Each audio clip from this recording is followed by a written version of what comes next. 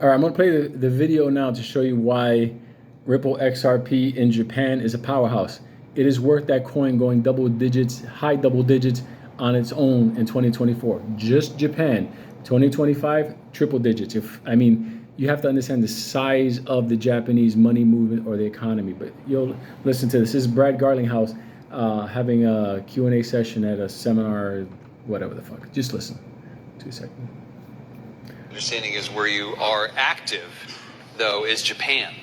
Yes. And why is that? And what does the Japanese market hold that's distinctive that gives you an advantage there? Yeah, Ripple, big in Japan.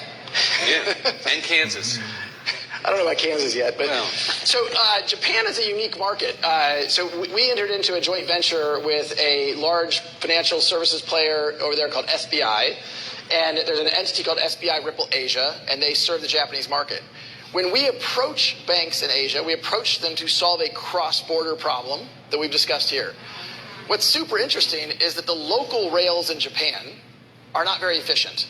So the reason why we don't really talk about domestic settlements for using Ripple's technology is like, look, we can complain about ACH, and there's problems with ACH. It's pretty good. Ripple could do it better, but we'll leave that aside.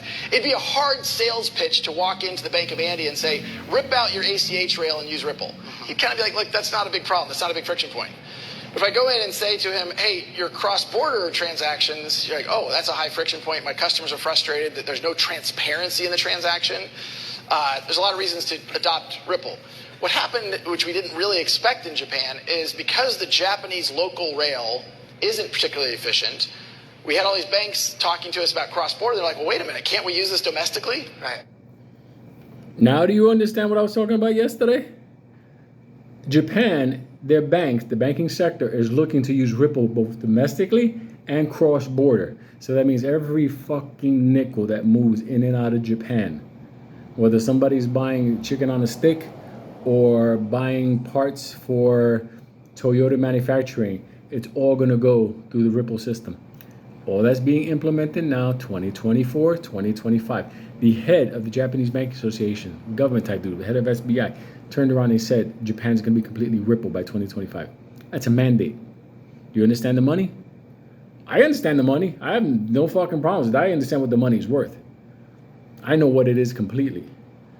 The fact that the coin is still at 61, 62 cents that's just Jesus up there going like, buy crypto, my little motherfuckers. There you go. Simple as that. So now you understand what's going on with Japan. Think about that. All the other countries that are still got to come on board.